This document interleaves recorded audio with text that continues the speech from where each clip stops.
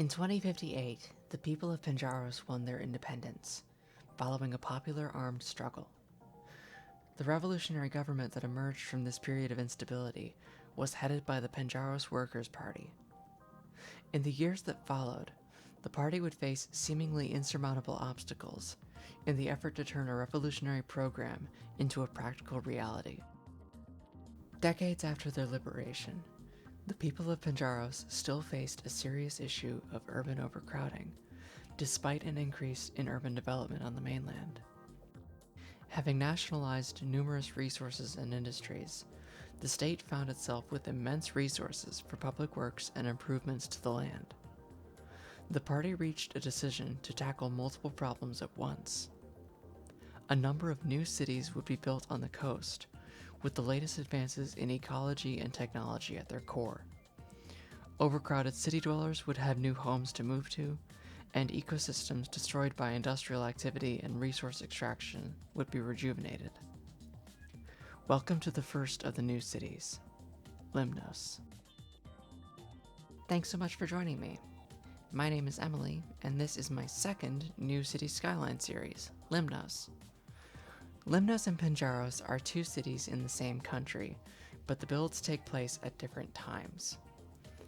Pinjaros is being built just following the liberation in 2058, well before any improvements could have been made. Limnos is being built several decades later, sometime in the 2100s. The two are very closely linked, but the conditions are very different. There is a continuity between the two. Pinjaros started on a very pessimistic note, and I want to emphasize the idea that things can change for the better. Now, I'm going to do my best to justify things as I go along, but I want to say right up front that this is a bit of a utopian build. So if something seems unrealistic, it made it into the build because I don't really care, and I wanted to do it anyways. Talking about what's on screen, I decided to start the build with a custom outdoor shopping mall. This is easily the most ambitious project I've ever taken on, and I'm very pleased with the outcome. It was made possible thanks to the Network Multitool mod and procedural objects. Network Multitool especially shines with this project. There's a continuous curve to half the structure that starts out with the LRT tracks by Cluse and just grows inward into paths and planters and edges. And speaking of planters, those planter networks by Ovania are incredible. It wouldn't have been the same without them, and again, Network Multitool made the whole thing possible. I built the structure using a prefab concrete pillar by Beard Monkey, I think, and the railway border set by Ronix. The exterior shell of the mall, that's basically the land surrounding it, is some PO'd office and commercial buildings with the border network and ploppable grass on top. This way, the entire island itself is a building, rather than the mall being a structure built into the land. There are two levels of shop fronts on the interior of the mall on the ground and first floors. Those are the shop house set by Palm's Time. From there, I just used retaining walls, doors, ploppable pavement, decals, some props, and pedestrian paths, along with some of the block service buildings by Naylin, to finish the structure and make it functional. I want to emphasize that this isn't complete yet. It's close, but not quite there. I still need to add a lot of smaller details, especially signs, both for the shops and directional signs so people can actually navigate around the mall. But it'll have to wait until I have people actually living in Limnos and using the mall so that I know it works first. I'm not showing any of the map just yet, but Limnos is built on a salt marsh.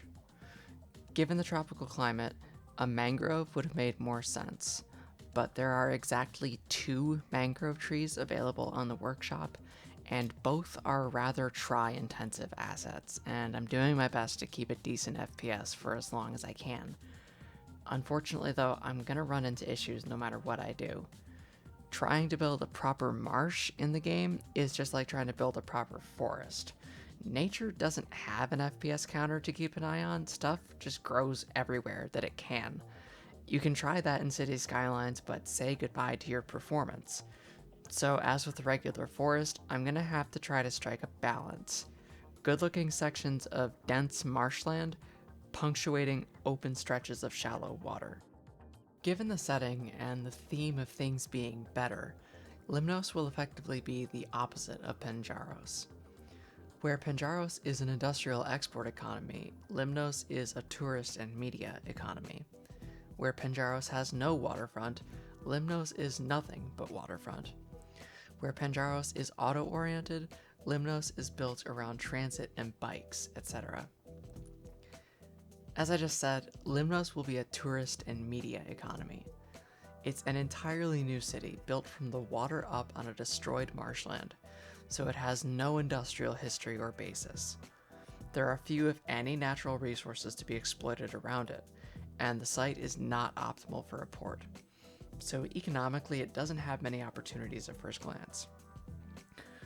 But the climate is tropical, and the city is located on the water, so a tourist economy makes some sense to me.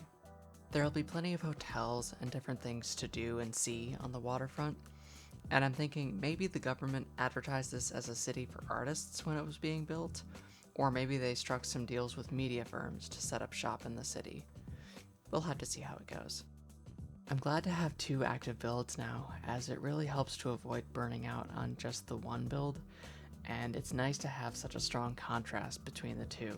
I'm really excited to see where both of them go. With all of that, I don't really have much more to say, so I'll leave you with the rest of the footage. Thanks so much for watching, and I'll see you next time.